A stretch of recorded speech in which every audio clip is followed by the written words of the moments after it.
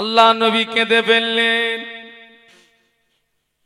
ও মুরব্বীরা, আল্লাহ নবী কাঁদতে কাঁদতে বলেছিলেন, চাচা যান, আমি মায়ের গর্ভে থাকাকালীন আব্বাকে হারালাম, 6 বছর বয়সে মাকে হারালাম, 8 বছর বয়সে দাদুজিকে হারালাম, সেখান থেকে আপনার তত্ত্বাবধানে ছিলাম।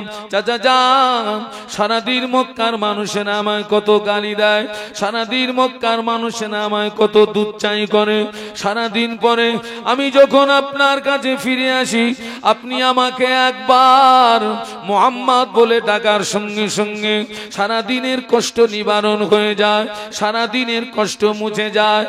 ও চাচা যান, আজকে যদি আপনি আমাকে আশ্রয় না দেন, জায়গা না দেন, আমি মুহাম্মদ এটি জানবো, পৃথিবীর জমিনে মুহাম্মাদের পাশে দাঁড়ানোর মতো কেউ নাই, পৃথিবীর জমিনে মুহাম্মাদের আহা বলার মতো কেউ নাই, পৃথিবীর জমিনে মুহাম্মাদের চোখের পানি দেখার মতো কেউ নাই। ও চাচা যান, আপনি আমাকে জায়গা দেবেন কিনা ওটা আপনার ব্যক্তিগত ব্যাপার, তবে আপনি আমাকে জায়গা দেন আর না দেন, আমি মুহাম্মদ আল্লাহর দেওয়া দায়িত্ব, আমি কলেমা প্রচারটা বন্ধ করতে পারবো না। আর একটু জোরে বলা যায় না? এতদিন জানতাম আমার পাশে কেউ থাকা না থাক, আমার চাচা ছিল, আজকের থেকে জানবো আমার কেউ নেই, তবে কাজ বলো বন্ধ হবে না। চাচা একটু মহব্বতে বলা যায় না? আবু তালেব কেঁদে ফেলেছে, ভাইপো তো, আরে ভাই চাচা ভাইপোর মধ্যে একটা আন্তরিক টান থাকে না? থাকে না? চাচা ভাইপোর মধ্যে যদি মনোমালিন্য থাকে, চাচার কানে যদি সংবাদ আসে গোপালপুর মোড়ে ভাইপোরে ধরে কেউ মারতেছে, ও চাচা বাড়ি থাকবে না মাল কাছে মারবে? আবু তালেব কেঁদে ফেলেছে। আবু তালেব কাঁদতে কাঁদতে বলেছিলেন, বাবা মুহাম্মদ কষ্ট নিও না বাবা, দুঃখ নিও না বাবা, রোনাজারি করো না বাবা, যাও যেথায় তোমার ইচ্ছা সেদায় তুমি কলেমা প্রচার করো, যেথায় তোমার ইচ্ছা সেদায় তুমি কলেমার দাওয়াত দাও। আবু তালেব যতদিন পৃথিবীর জমিনে জীবিত আছে দেখে নিতে চায় মক্কার কোন শক্তি মুহাম্মদকে ক্ষতি করতে পারে। ওই দিনে বিশ্বনবী কান্না ভরা চোখে হেসে ফেলেছিলেন। সুবহানাল্লাহ বলতে পারলেন না? আচ্ছা ভাই, এজ এ উম্মাত হিসাবে নবীর ওই আদর্শটা আমাদের মধ্যে থাকার দরকার আছে না? নেই? আছে না? কিন্তু ওই আদর্শটা কজন ব্যক্তির ভিতরে আছে? এখন যদি বলি কারা কারা নবীরে ভালোবাসেন হাত তোলেন, হাত কি একটাও বাদ যাবে বলে মনে হয়? আরে ভাই, হাত তুলে নবীর ভালোবাসা প্রমাণ করানোটা সহজ না কঠিন? সহজ। আর প্র্যাকটিক্যালে দেখানোটা? নবী পাকের একজন সাহাবী আল্লাহ নবীকে জিজ্ঞাসা করেছিলেন, ইয়া রাসূলুল্লাহ হাবিবাল্লাহ মাতা সা, হুজুর কিয়ামত কবে হবে? ওই চিলিপচিতে দাও তো,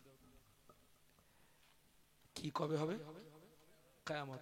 একজন সাহাবী নবীকে জিজ্ঞাসা করলেন।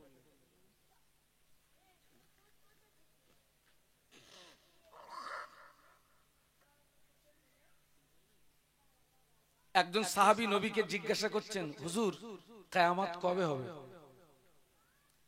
আল্লাহ নবী ওই সাহাবীকে ঘুরিয়ে জিজ্ঞাসা করলেন, ও বাবা সাহাবী, তুমি কিয়ামতের সংবাদ নিচ্ছ, তুমি কিয়ামতের খবর নিচ্ছ, কিয়ামতের জন্য কি অর্জন করেছো বলো? বাবা সাহাবী, তুমি কিয়ামতের খবর নিচ্ছ বাবা, তুমি কিয়ামতের জন্য কি অর্জন করেছো বাবা? ওই সাহাবী জবাব দিয়েছিলেন, ইয়া রাসূলুল্লাহ হাবিবাল্লাহ, স্যার আমি কিয়ামতের জন্য কিছু অর্জন করতে পারিনি, আমি কিয়ামতের জন্য কিছু সঞ্চয় করতে পারিনি, তবে আমি আল্লাহ আল্লাহর রাসূলকে ভালোবেসেছি। ছেলেরা একটু জোরে বলতে পারবি না? একটু মহব্বতে বলো না, তাকবীর দাও, নারায়ে তাকবীর। ইয়া রাসূলুল্লাহ হাবিবাল্লাহ, স্যার আমি কিয়ামতের জন্য কিছু অর্জন করতে পারিনি, তবে আমি আল্লাহ আল্লাহর রাসূলকে ভালোবেসেছি, আল্লাহ নবী বললেন, ও বাবা সাহাবী, তোমার দাবি যদি সত্য হয়, আমি আল্লাহ নবী বলছি কিয়ামতের ময়দানে ওই দাবি তোমাকে নাজাত করিয়ে দেবে। তোমার দাবি যদি কি হয়, সত্য হয়। শুধু দাবি করলে হবে না, ওই দাবির সত্যতা প্রমাণ করা দিয়ে হবে।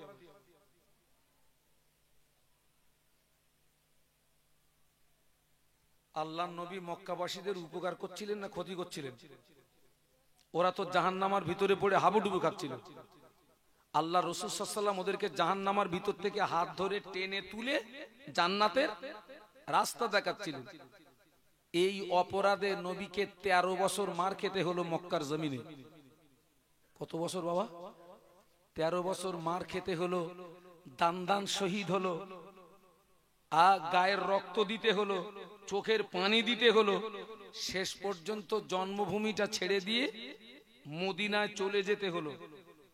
কিন্তু এর পরেও কি বিশ্বনবী আল্লাহর দেওয়া দায়িত্ব থেকে এড়িয়েছিলেন? তাহলে উম্মাত হিসাবে নবীর ওই আদর্শটা আমার ভিতরে যেমন থাকা প্রয়োজন, আপনাদের ভিতরে থাকাটা তেমন। আচ্ছা, ওটা ওই পর্যন্ত থাক। আমি মাযহাবগত দিক দিয়ে হানফি মাযহাবের মানুষ, আপনারাও তাই। আর আমি সিলসিলাগত দিক দিয়ে ফুরফুরা শরীফের মুজাদ্দিদে জামান দাদা হুজুর পীর কিবলা রাহমাতুল্লাহ আলাইহির সিলসিলার একজন নগণ্য খাদেম। আপনারা নিশ্চয়ই আমার মুজাদ্দিদে জামানের ভক্ত মানুষ তো নাকি? আমাকে একটু দু হাত তুলে দেখান তো একটু, আমার দাদু হুজুরের ভক্ত কারা? আমার হাত কি ব্যাকা? একদম সোজা করেন। এটা কিন্তু আল্লাহর দরবারে ছবি হচ্ছে। আর আমি একটু তাকবীর দিচ্ছি, হাত নামাবেন না। নারায়ে তাকবীর, নারায়ে তাকবীর।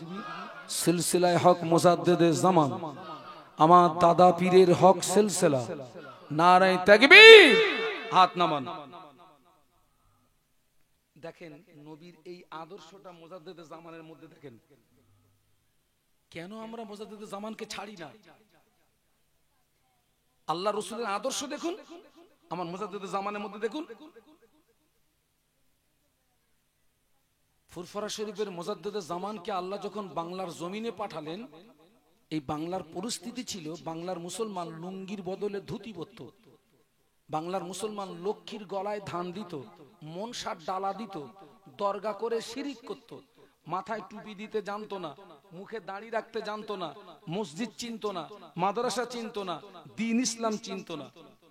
ঠিক বলছি না ভুল বলছি মুরব্বীরা? ঠিক এইরকম করুণ পরিস্থিতিতে আল্লাহ পাক ফুরফুরা শরীফের মুজাদ্দিদে জামানকে বাংলার জমিনে পাঠিয়েছিলেন।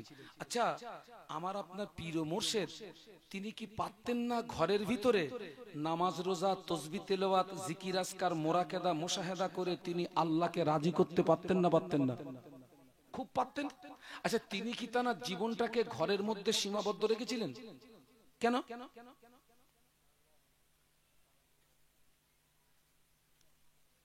ফুরফুরা শরীফে মুজাদ্দিদুজ্জামান আমির শরিয়াত কুতুবুল আলম দাদা হুজুর পীর কিবলা রাহমাতুল্লাহ আলাইহি চিন্তা করেছিলেন, আমি আবু বকর আমি যদি ঘরের ভিতরে নামাজ রোজা তাসবিহ তেলাওয়াত জিকির আজকার মোনাকাদা মুশাহাদা করে যদি কাটিয়ে দিই, বাংলার মুসলমান যদি ঈমান খারাপ হয়ে মরে যায়, বাংলার মুসলমান যদি বেঈমান হয়ে মরে যায়, আমি আবু বকর কিয়ামতের ময়দানে কি মুখ দেখাবো?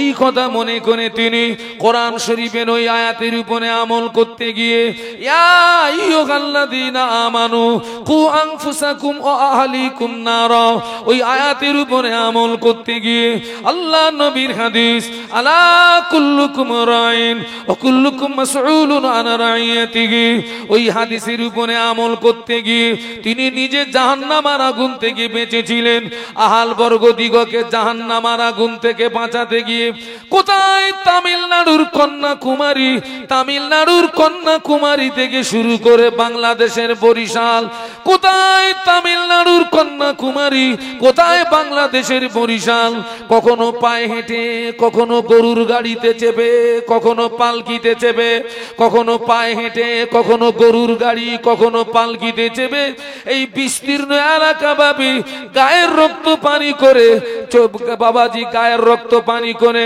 রাতের ঘুম হারাম করে 2 হাত দিয়ে বাংলার জমিন থেকে শিরিক বিদআতকে উৎখাত করে তিনি বাংলাকে একটি গোলাপ ফুলের বাগান তৈরি করেছিলেন।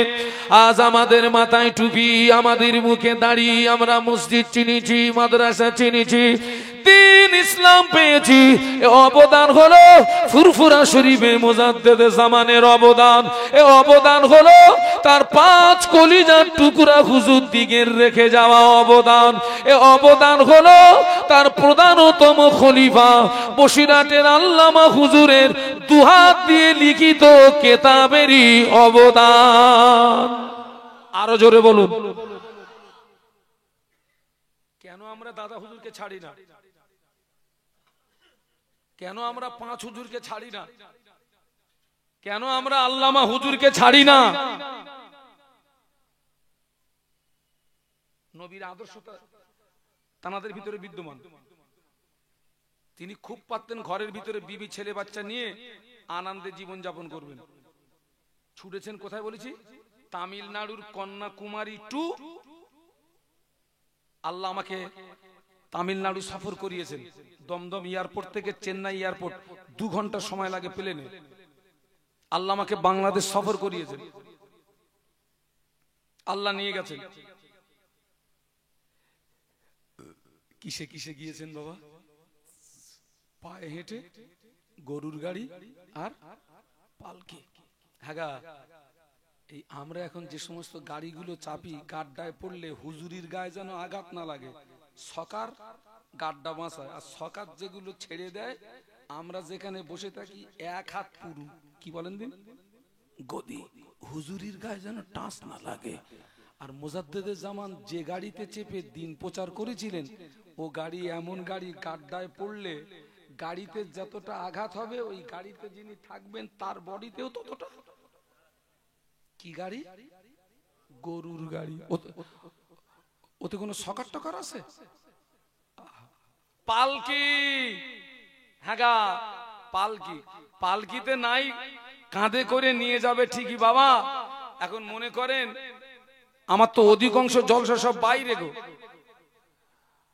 লোকালিটিতে জলসা জুলুস আমার খুব কম। আমাকে ছুটতে হয় হাওড়া জেলা, হুগলি জেলা, পূর্ব মেদিনীপুর, পশ্চিম মেদিনীপুর, বাঁকুড়া, বীরভূম।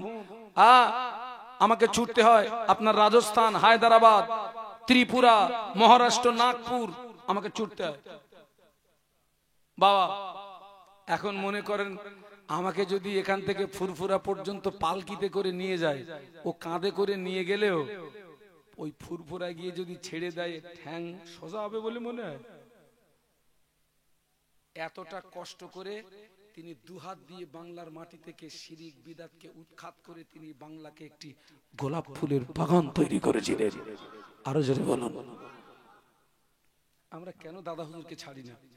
আমরা কেন 5 হুজুরকে ছাড়ি না? কেন আল্লামা হুজুরকে ছাড়ি না? আমি আগিয়ে যাব। চলুন একটু মদিনার থেকে ঘুরে আসি। আপনাদের মদিনাতে যদি মন চাইতো নাকি, চলুন একটু ঘুরে আসি। দরুদ শরীফ। আল্লাহুম্মা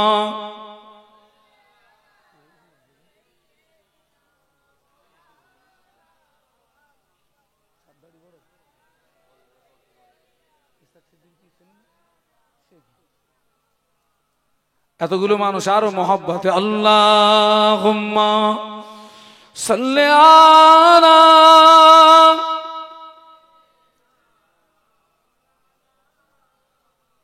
মাশাআল্লাহ মাশাআল্লাহ, ছেলেরা জোরে জোরে পড়ো।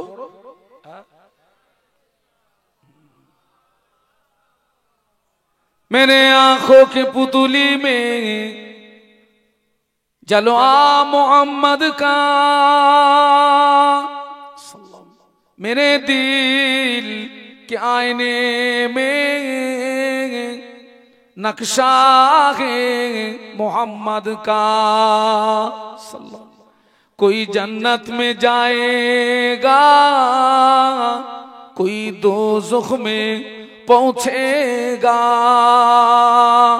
मदीने की तरफ दौड़ा दीवाना मोहम्मद का। अल्लाहुम्मा पढ़ो बाबा, ছেলেরা জোরে জোরে পড়ো।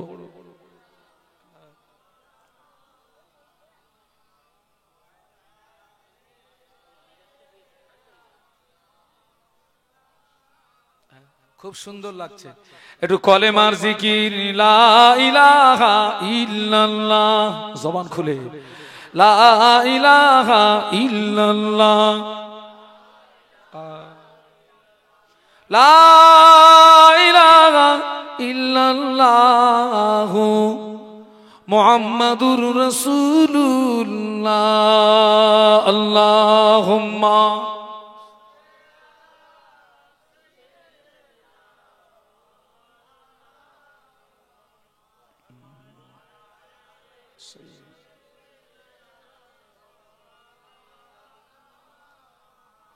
একটু জবান খুলে বলুন আল্লাহু আকবার।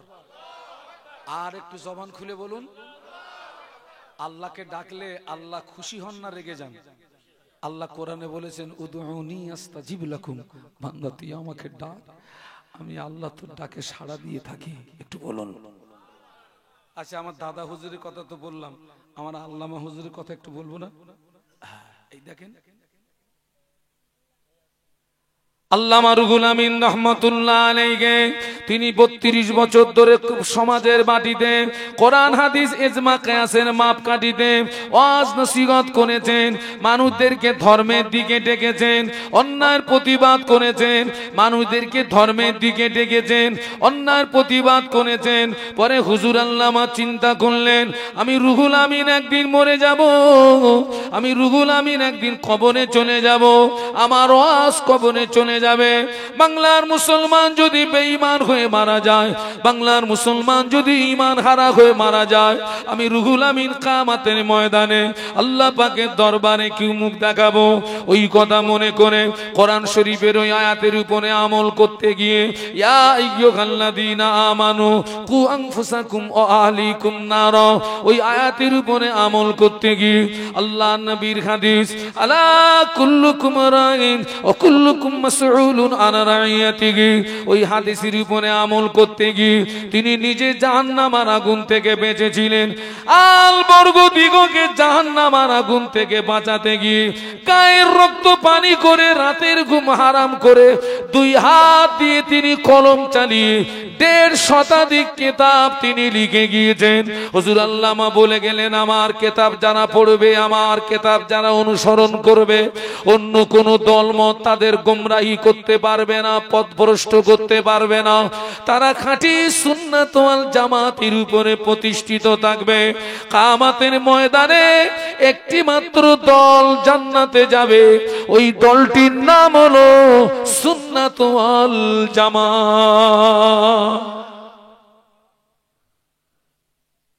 বাবা, আল্লাহ তো অনেক জায়গায় নিয়ে যায়, ঘুরে ঘুরে দেখেছি বাবা। আল্লামা হুজুর যদি কিতাবগুলো লিখে না যেতেন, আমরা খাঁটি ঈমানের জায়গায়। এবং আরো একটা সুসংবাদ দিচ্ছি আপনাদেরকে, আমি বাংলার বাইরে গিয়ে দেখেছি, বাংলার মানুষ যত শরীয়ত জানে আর বাংলার মানুষ যত শরীয়ত মানে, অন্য রাজ্যের মানুষ এত শরীয়ত জানেও না, অন্য রাজ্যের মানুষ এত শরীয়ত মানেও না। এই অবদান আল্লামা হুজুরের কিতাবের অবদান। সুবহানাল্লাহ। হ্যাঁ, আল্লাহ দুবার আমাকে হজ পাকে নিয়ে গেছে। আল্লাহ রে, হজের একটি ফরজ হচ্ছে 9 জিলহজ কিছুক্ষণের জন্য আরাফাতের ময়দানে অবস্থান করাটা ফরজ। আরাফাতের ময়দানে গিয়ে দেখি 100টা হাজির কাছে, 100টা হাজির ভিতরে, বাঙালি হাজির ভিতরে 95টা হাজির কাছে আল্লামা হুজুরের হাজ্জে মাসাইলের কিতাব। একটু জোরে বলো। হুজুরের কিতাব দেখতেছে আর সেই মোতাবেক হজ করতেছে। সুবহানাল্লাহ বলুন। ওনাদের ধান্দা ছিল নিজে বাঁচা, অপরকে, আর আমাদের ধান্দা সাসা সাসা। ওটা কিন্তু ভুল সিদ্ধান্ত। আমরা কিন্তু ভুল সিদ্ধান্তের ভিতরে আছি। নিজেকে বাঁচতে হবে, অপরকে। আল্লাহু আকবার। আল্লামা হুজুরের কথা তো একটু বলেছি বাবা। এই যে মুজাদ্দেদে জামান যে বিস্তীর্ণ এলাকাব্যাপী দায়িত্ব পালন করেছেন, 5 হুজুর যে বিস্তীর্ণ এলাকাব্যাপী দায়িত্ব পালন করেছেন, আল্লামা হুজুর যে বিস্তীর্ণ এলাকাব্যাপী দায়িত্ব পালন করেছেন, ও ক্ষমতা কি আমাদের আছে? নেই। আমি বলেছিলাম আমরা হচ্ছি বাড়ির অন্য সদস্যদের রাখাল, আমরা কি আমার ঘরটা সামলাতে পারবো না? চেষ্টা আর কবে করব? হ্যাঁ, আপনার ঘরটা আপনি সামলান আর আমার ঘরটা। হ্যাঁ ভাই, আমারে যেন ভুল বোঝেন না।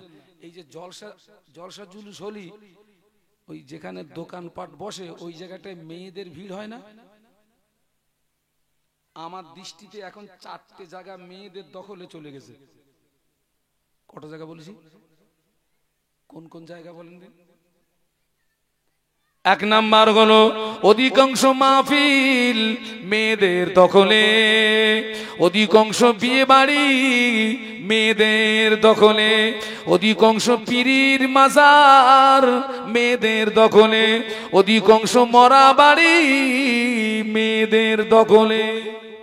ঠিক বলেছি না ভুল বলেছি? একটু জোরে বলেন। কোন কোন বাড়ি বলেছি? 1 নাম্বার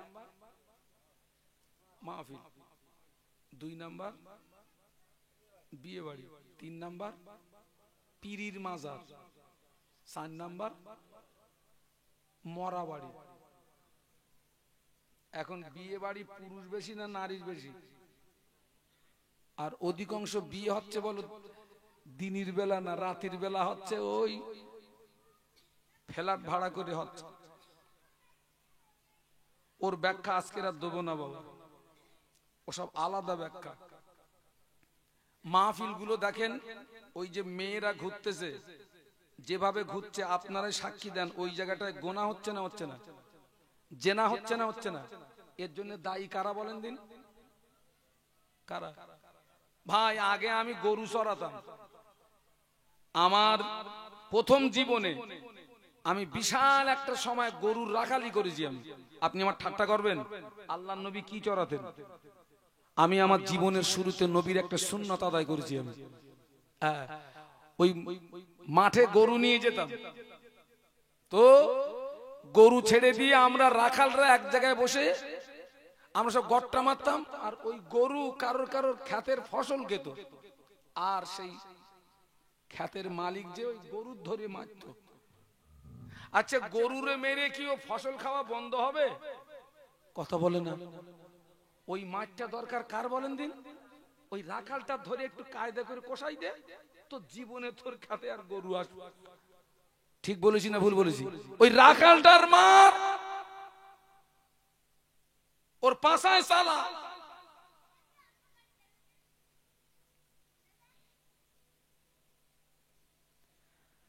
মেয়েদের জন্য একটা প্যান্ডেল থাকে, আমি অনেক জায়গায় কমিটির ছেলেদের পাঠিয়ে দিয়ে বলেছি একটু খবর লে একদিন কজন আছে, বলতেছে 3 জন বসে রয়েছে, আর সব হুরিরা সব ঘুরতেছে। আল্লাহ ওদের হেদায়েত নসিব করুন, আল্লাহুম্মা আমিন। 4টে জায়গা মেয়েদের দখলে, অধিকাংশ মাহফিল মেয়েদের দখলে, অধিকাংশ বিয়ে বাড়ি মেয়েদের দখলে, অধিকাংশ পীরির মাজার মেয়েদের দখলে, অধিকাংশ মরা বাড়ি মেয়েদের দখলে। এখন মরা বাড়ি পুরুষের চেয়ে নারী বেশি। আচ্ছা ভাই, ওরা কি জানাজা পড়ে? তো ওরা সব গাড়ি ভাড়া করে কি করতে আসে? একজন বলতেছে হুজুর কান্তি আসে। আমি তোরা কান্তি পারিস নি? এখন কিছু কিছু মরা বাড়ি যাওয়া যাবে না, সব মরা বাড়ি যাওয়া যাবে না। কিছু কিছু মরা বাড়ি আমার দৃষ্টিতে যেন মনে হয় ওটা বিয়ে বাড়ি। ও মুরব্বীরা, আমি শাহানুর আলম একটা সৎ পরামর্শ দিয়ে দিচ্ছি, সব মরা বাড়ি যাওয়া যাবে না। যে মরা বাড়িটা দেখবেন বিয়ে বাড়ির মতো দেখতে, ওই মরা বাড়িটা যাবেন না, সরাসরি জানাজায় যাবেন। জানাজা নামাজ আদায় করে বাগান দিয়ে পালাবেন, মরা বাড়ি যাবেন না। ডাইরেক্ট জানাজায় যাবা, জানাজা পড়ে বাগান দিয়ে পালাবা।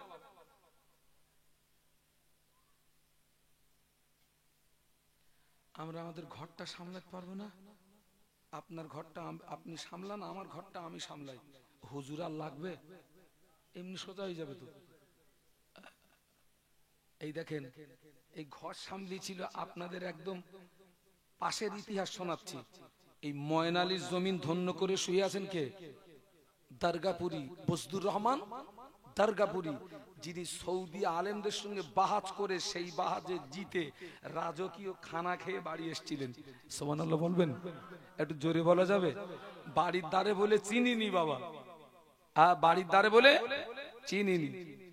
আল্লাহ নবী ১৫০০ বছর আগে নূরের জবানে বলে গেলেন, মুরু আওলাদাকুম বিসসালাতি ইদা বালাগু সাবান ওয়াদিরিবুহুম ইদা বালাগু আশারান আও কামা ক্বালা আলাইহিস সালাম। আল্লাহ নবী বললেন, তোমার ছেলে মেয়ের বয়স যখন হবে ৭, ওদের নামাজের কথা বলো। ছেলে নামাজ পড়ো, মেয়ে নামাজ পড়ো, ছেলে নামাজ পড়ো, মেয়ে নামাজ পড়ো। ৭ থেকে ১০ পর্যন্ত মুখে মুখে বলো।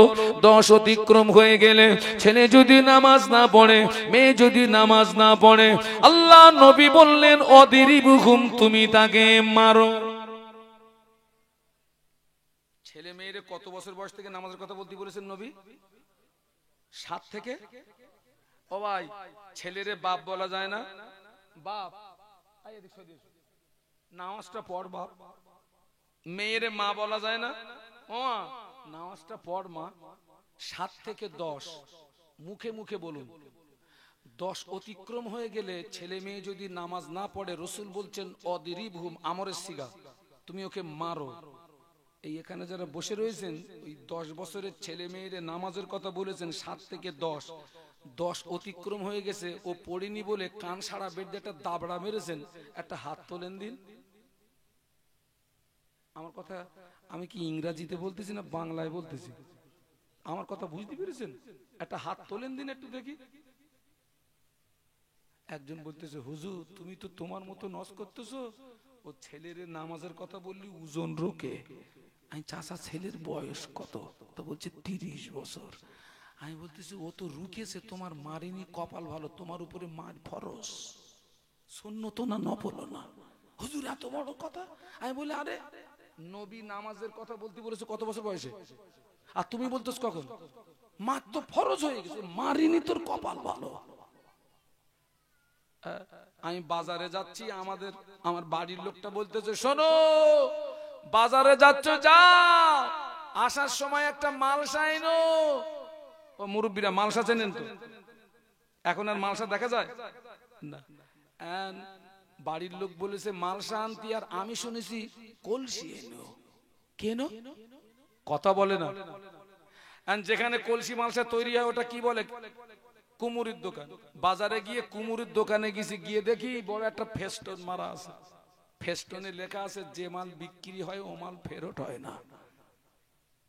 এরকম কথা লেখা থাকে না? এই কথাটা বেশি লেখা থাকে যেখানে চায়না মাল বিক্রি হয়, বিক্রিত দ্রব্য ফেরত হয় না।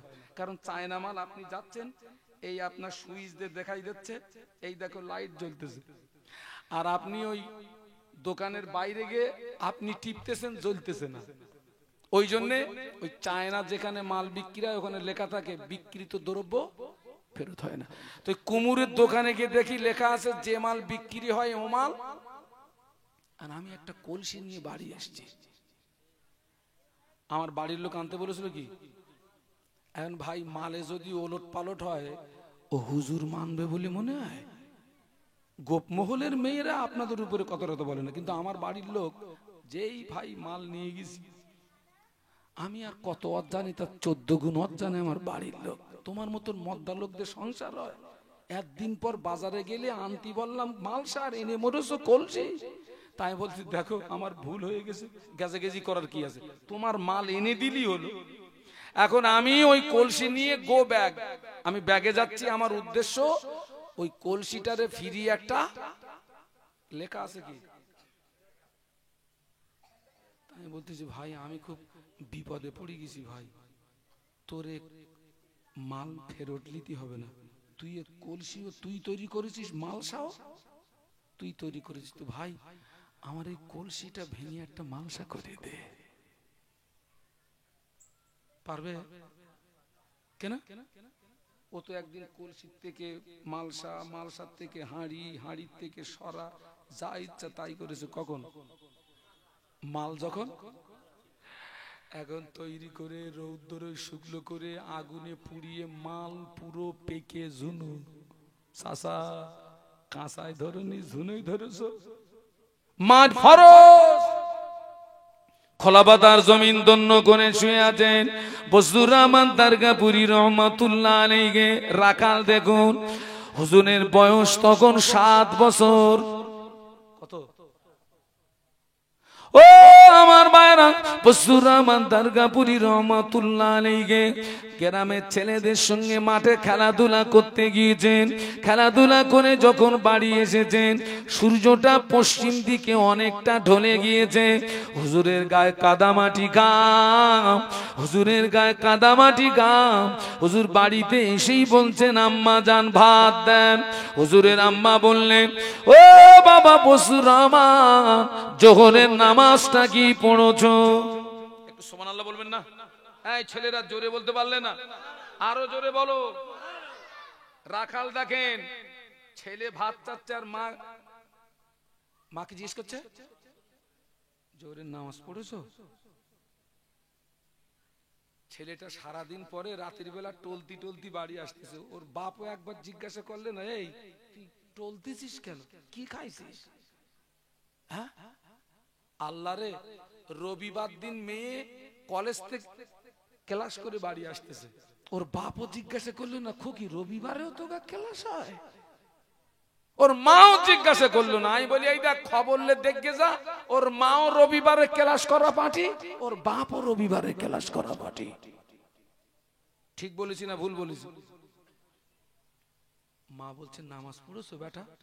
হুজুর বলেছিলেন, না আম্মা, আমার জোহরের নামাজটা পড়া হয় নাই।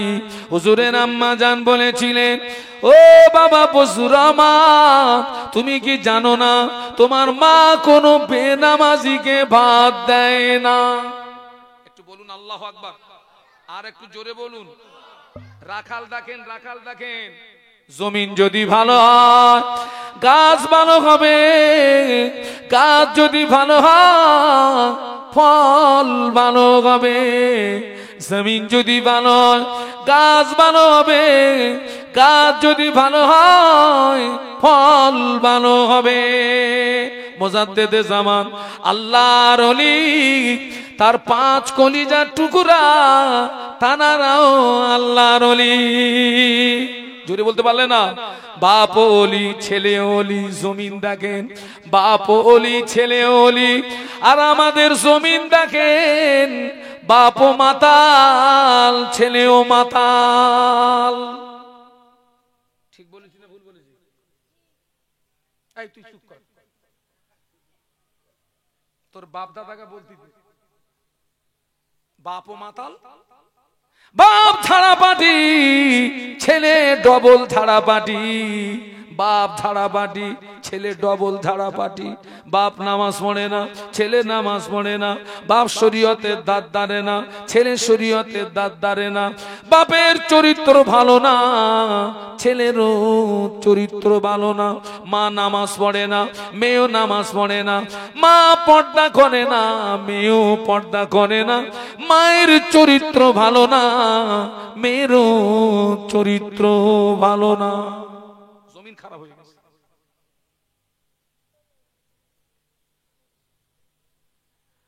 হুজুরের আম্মা বললেন, বাবা জানো না তোমার মা কোনো বেনামাজিকে ভাত দেয় না? হুজুর মনে করলেন, আমি মনে করলাম আমার মা এই পর্যন্ত বলে আমাকে ছেড়ে দেবে। হলো না, আম্মা জান বললেন। এই তাকবীর দেন, নারায়ে তাকবীর। জোরে বলুন নারায়ে তাকবীর। আওলাদে মুজাদ্দেদে জামান, আওলাদে মুজাদ্দেদে জামান।